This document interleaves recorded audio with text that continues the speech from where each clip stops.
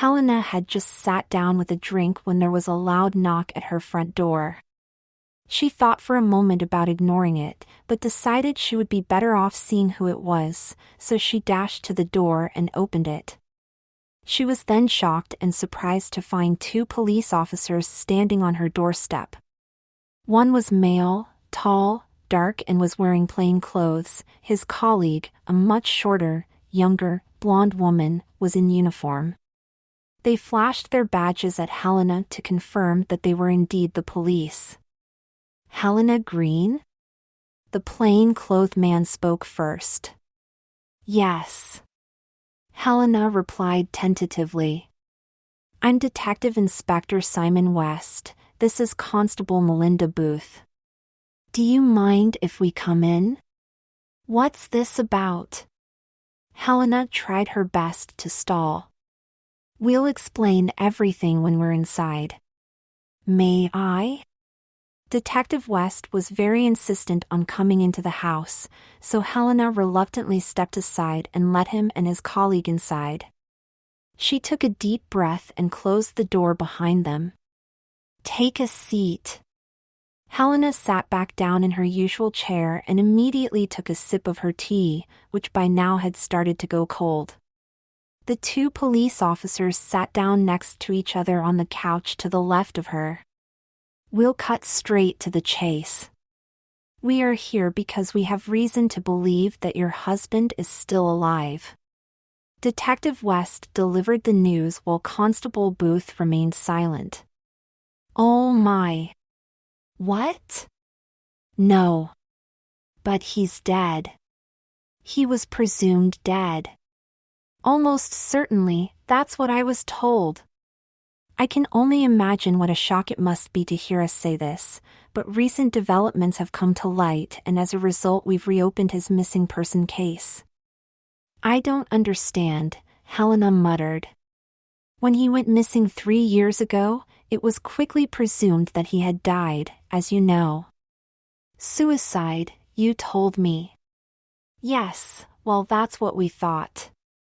His car was found at a popular suicide spot, along with some of his belongings, and a note, handwriting confirmed to be his by yourself. And when we looked further into his disappearance, he appeared to have disappeared off the grid so to speak, no trace of him whatsoever, anywhere in the world. His body was never found, but we felt at the time that it was safe to say he had taken his own life. So what's changed? Helena asked, somewhat impatiently. Last week we were contacted by the British consulate in Hanoi, Vietnam. They had obtained several stolen passports from local police, belonging to British nationals. They dated back several years, and Julian's passport was among them. So you think he's in Vietnam? Helena replied, curiously. No, but we think he likely passed through there on his way to somewhere else, Cambodia, Thailand, maybe Hong Kong or China. It looks to us like he swapped his genuine British passport for a fake one with a new identity. In doing this he was attempting to break the trail, make it more difficult to track him down. So how did he get to Vietnam on his own passport then? Were you not tracking him? Yes, we were, which makes us think he found another way of getting out there, smuggled into the country somehow. But he had taken his genuine passport with him. Well, I haven't heard from him, if that's what you came to ask me. Helena snapped. We weren't going to ask you that. If he is still alive, we wouldn't expect him to contact you directly, it would be too risky for him, and he would potentially put you in trouble too. Currently we're just trying to piece together what's happened. I see. We doubt he will still be in Asia, he will have either moved on to another part of the world, or may even have thought about coming back to the UK by now. People who run away and go abroad often end up coming home within 5 years, and usually that's the mistake they make. Mistake? Yes, they come home thinking we've forgotten all about them and their case, and then we catch up with them. I find it very hard to comprehend. It took me a long time to come to terms with what happened to Julian. I didn't want to believe it at first, but I was told in no uncertain terms that my husband had died. And here you are now telling me he might not be. I'm sorry, Mrs. Green. I know this can't be easy for you, Constable Booth finally spoke. Why can't you just accept it, like I have? Just let him rest in peace now, please. Don't give me any false hope. We can't leave this, I'm afraid, not while there is a chance he is still alive. He is still a wanted man, wanted in connection with a serious crime, Detective West added. How could I forget? You still not let that one go? No, of course we haven't. 2 people died in that fire. Your husband was named as a suspect, and at the time of his disappearance, he hadn't yet been eliminated from our inquiries. Then you told me he was dead. Helena was becoming restless. We thought he was. But now with this new lead we have, we can potentially open up the case he was involved with again. Allegedly involved with. Yes, indeed. Detective West nodded. But I've not heard from him, so I'm unable to help. We understand. We just wanted to let you know on the off chance he tries to contact you at some point soon. He won't, because he is dead. Helena stood up, indicating it was time for the 2 police officers to leave. Okay, Mrs. Green, thank you for your time. Detective West and Constable Booth stood up from the couch and began their walk to the front door. Constable Booth then stopped and turned back to Helena. Oh, actually, just one more thing, Mrs. Green. What? Do you live here alone? The constable asked curiously. Yes, I've lived alone ever since Julian died. Why? You have 2 cars in the driveway, that's all. Oh. Helena paused, slightly flustered. The second car belongs to my friend. She's visiting from London. She's staying with me for a few days. Where is she now? Detective West added. She's just popped out for a walk, Helena replied abruptly. Oh, okay. Well, we'll be in touch if there are any further developments. Goodbye. Helena closed the door and took a deep breath. Helena watched through the window as the 2 police officers went back to their car and drove off up the street. She sat back down in her chair and calmed herself down. She had not enjoyed their visit at all. A few moments later the front door opened again, and a tall, big-chested woman walked into the front room. She took off her jacket and lay it down over the arm of the couch. She was wearing a long green skirt, navy blue blouse and black leather ankle boots. Her long curly dyed red hair was loosely tied back in a ponytail and golden hooped earrings dangled from each of her ears. She was wearing simple makeup, a deep red lipstick, dark eyeliner, and some mascara. I saw a police car parked outside, so waited round the corner until they'd gone. What did they want? The woman sat down on the couch, where Constable Booth had been just a few minutes ago. You idiot. They found your old passport in Vietnam. They think you're still alive.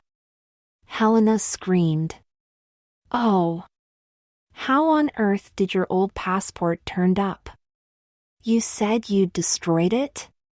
Helena continued. I sold it. What? I sold it. Some Vietnamese man gave me £200 for it, in whatever currency they have out there. Dong. Yes. But it helped me get me to Thailand. The person I sold to was obviously just a bit careless with it after I'd left. Very careless. Helena sighed. She had calmed down slightly. So what did they say, the police? The woman asked, curiously. Well, they're looking for Julian again. They think he's alive and could be in the UK. Did they suspect you know anything? No, they didn't say that. I'd get rid of that car you bought though if I were you. They saw it in the driveway and questioned why I had two. I told you it was a bad idea to buy another car. Okay. It was just a spur-of-the-moment purchase. I was missing my old car. It was a stupid thing to go out and buy. I know, I'm sorry.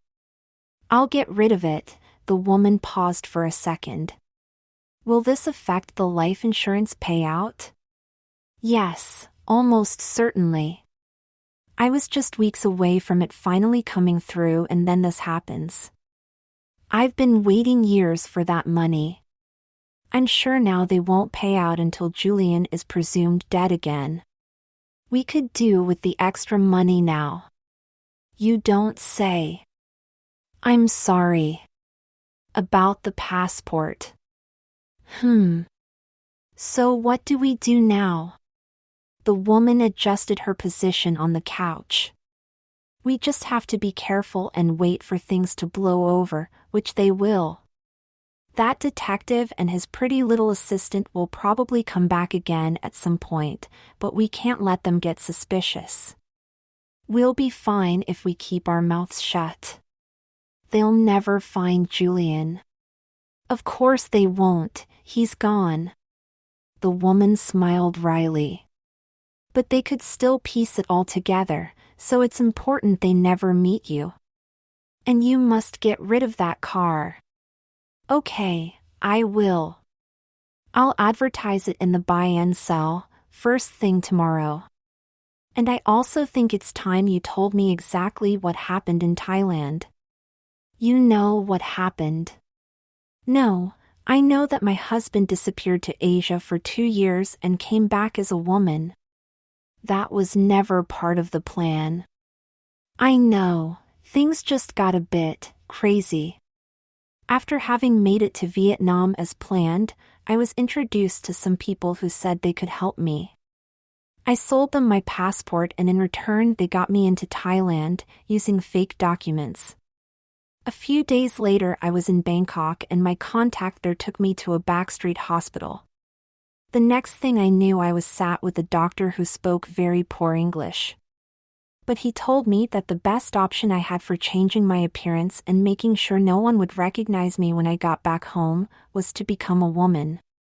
He gave me his price and I paid him double. That's how you get the best treatment and aftercare out there apparently. I see. They pumped me full of hormones and within days I'd had a boob job. Then quite soon afterwards, I had the rest of the surgery, which was quite traumatic. I was in hospital for weeks recovering, but they looked after me very well. For the next few months I stayed in an apartment on the edge of the city. 2 Thai women dropped by every day to check on me. They did my hair and taught me how to do makeup and other beauty regimes. Sounds like you were enjoying yourself. Not especially, but there was no going back. I was a woman now. I was Kirsten. I had to move on with my life and make the best of it.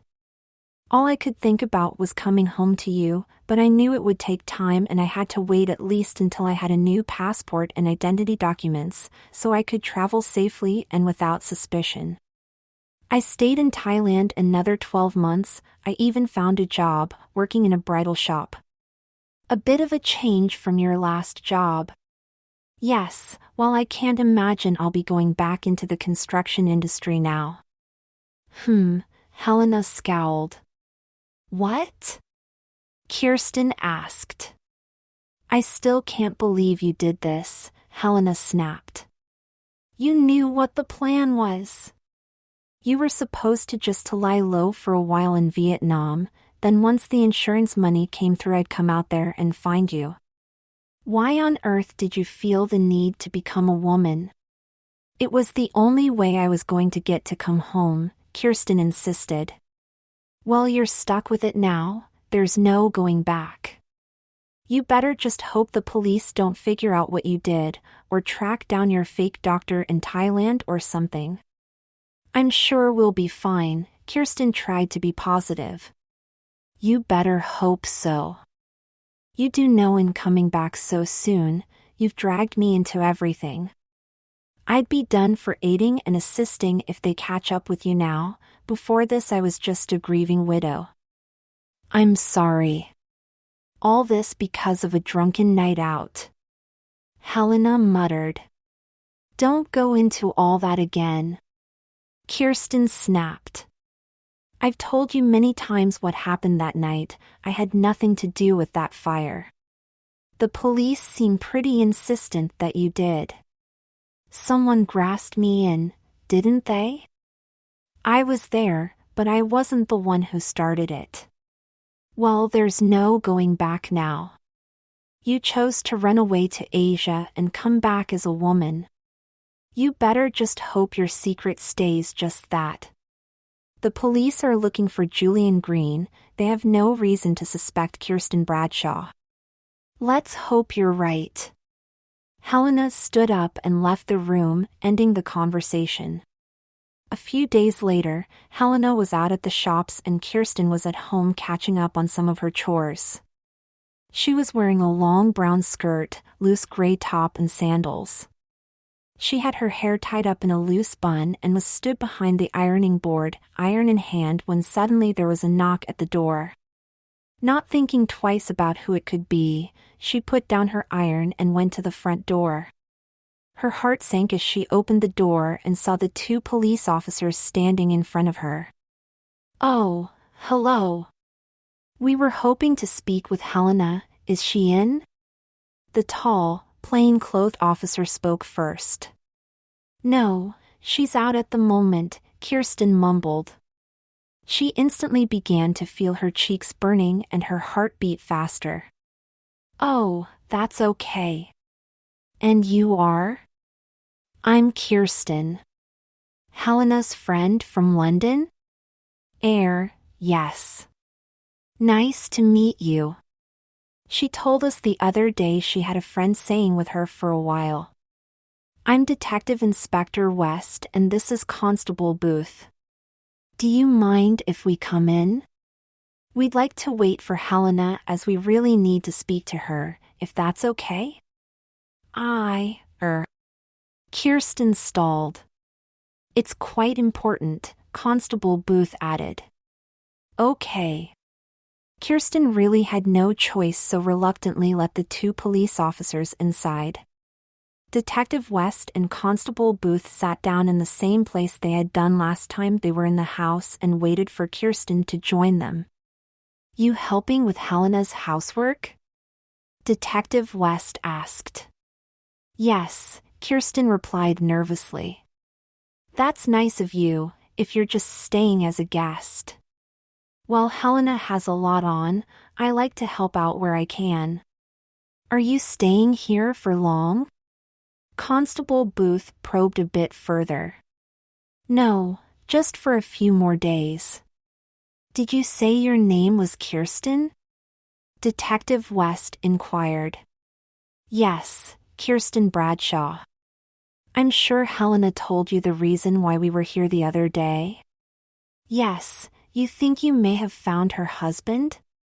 Not exactly. But we have strong reason to believe he's still alive. Oh, really? Kirsten tried to hide her discomfort, but was still feeling flustered. Yes, we have managed to track down his movements in Vietnam, and then over the border into Laos, and onto Thailand. It was at that moment that Helena returned through the front door, shopping bags in hand. She was shocked to see the police officers back in her house again so soon, and for Kirsten to be sat down chatting to them. What's going on? Kirsten? It's fine, the detective and the constable have some more information about Julian. They think he went to Thailand. Hello, Mrs. Green, and sorry to stop by unannounced again. Detective West turned to Helena. Kirsten, why don't you go and make some tea? Helena made an excuse to get her out of the room. Sure. Kirsten stood up quickly and promptly headed into the kitchen. So what were you saying about Julian? Helena sat down in the chair just vacated by Kirsten. We're pretty sure he made it into Thailand, Detective West answered. Okay, so? Helena replied harshly. Local police raided an illegal hospital in Bangkok. Details about all their foreign patients were obtained, and a description of a patient matching Julian's description was found amongst the data. The date of admission matches around the time we now know he entered the country. Okay, so he became unwell and went to hospital. What's the issue? Well, firstly, it does strongly suggest that Julian is still alive, at least he was at this time, 3 months after his apparent suicide. And secondly, the documents we've obtained from the hospital tell us the procedure he went through. What was that? Helena closed her eyes. She knew what was coming. Gender reassignment. What? She mumbled. He had a sex change. Constable Booth blurted out. Thank you, Constable Booth. Yes, we now strongly believe that Julian is now a woman. It's a highly unusual move for someone on the run, but not totally unheard of. Rubbish. First you tell me my deceased husband is alive, and now you tell me he's a woman? I don't believe it. Helena sat back in her chair. I know it's a lot to take in, Constable Booth added.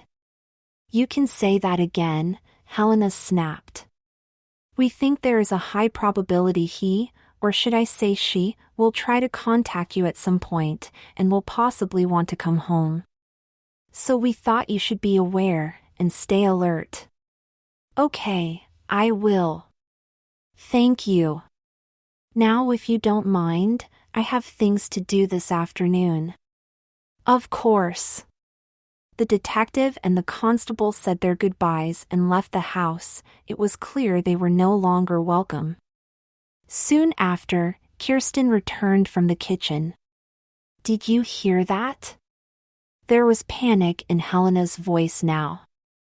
I did, yes, every word, Kirsten confirmed. They still don't know it's you. No, but they know Kirsten Bradshaw exists now. They can't speak to you again, it's too risky. Never answer the door when I'm not here. And sell your bloody car, immediately.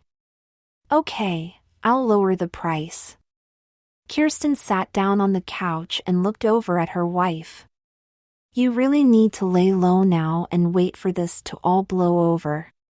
They're getting closer, but they still have nothing on you. We need to make sure it stays that way. Agreed.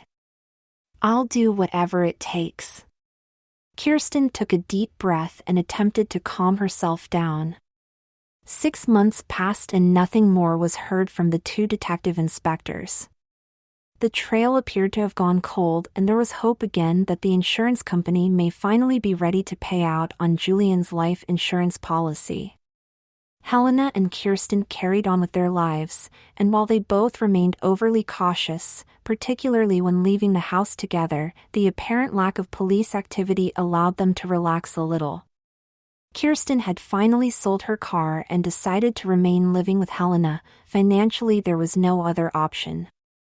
And while she tried her best to fit into society as a woman, Helena tried her best to show her the same kind of love and affection she had shown to Julian. Soon it was August Witch and the city's annual Pride weekend. It was not an event either Helena or Julian had shown much interest in attending before, but this year seemed different. Kirsten had begun to embrace her new life as a transgender woman, so insisted that she go to the parade. Helena agreed, but on the insistence they retain a low profile whilst outside. They both concluded that with the expected big crowds and the noisy celebrations, the chances of them being seen together was quite low. And anyway, they had been out together as two women plenty of times previously without having run into any trouble. The whole city seemed to have come out for the parade, and while Helena stood at the side and watched, Kirsten proudly took her place within the procession through the city center. Being surrounded by such a welcoming and supportive group of people allowed her to, for the first time in a long time, relax and enjoy herself. She danced and swished her rainbow dress and waved her flag. There was no judgment by anyone. Finally she felt as if she belonged as a woman. But then, just as the parade was reaching its final few minutes, she heard someone shouting at her from the crowd. "Julian! Julian Green!" Instinctively Kirsten turned around to where the shouting was coming from. To her horror, she saw it was Constable Booth who was shouting here. She was wearing her usual police uniform, but with a rainbow-colored ribbon attached to her hat. "It is you, I knew it!" The policewoman jumped the barrier and quickly joined Kirsten on the road. Kirsten was flustered and didn't know what to say or how to react. There was no point in denying it now, as had well and truly been caught. "I knew it was you, and now you've confirmed it. From the moment we met you at the house, no offense, but I knew you'd been through some kind of surgery. You weren't yet comfortable in your new body. I couldn't say anything at the time, of course. We needed more evidence in your case. Selling us your car certainly helped with that, though." "What?" Kirsten replied. She was getting increasingly flustered. "You sold your car to Brenda. She works at the station. It set the ball rolling in identifying you. It helped us find out who Kirsten Bradshaw really was, when she had last applied for a passport, when she had entered the country, where she had traveled here from, things like that. It didn't take us long to piece it all together, to confirm that the mysterious Kirsten Bradshaw was formerly a man called Julian Green. I had to do it. It was my only option." Kirsten was insistent. "That's not true. You didn't have to run away to Asia. You could have stayed here and faced your crime, taken your punishment like a man." "Alleged crime." "Oh, give over, you know you started that fire. When we finally get to reopen that case again, your fingerprints will be all over the place. It won't take us very long to prove your guilt. You could have faced up to it like a man. Instead you took the drastic step of becoming a woman, a very attractive woman, I must say, if you're into the larger lady. A bit top-heavy perhaps. It was very brave to give yourself such an impressive chest all in one go." "What are they? Double D's?" Kirsten didn't answer. "Well, we can do this the easy way or the hard way. The easy way is to enjoy the rest of the parade and then you come with me to the station afterwards. Shall we just save a bit of time and do that, yes?" "Yes," Kirsten agreed. She was defeated. "Okay, Kirsten, I'll be walking just behind you. I'll see you when you get to the end of the parade. Don't forget to wave your flag. I love your dress, by the way, very colorful." Constable Booth giggled to herself and stepped back a few paces, allowing Kirsten to continue with the procession. Kirsten carried on walking and waving her rainbow flag. She found it difficult to join in with the smiles and the dancing any longer, though. She knew when she got to the end of the parade her life would change again, and not for the better. She looked around but had no idea where Helena was. She found herself regretting all the decisions she had made but had no intention of taking her wife down too. This was all on here. She would face her crime on her own, and take her punishment like a woman.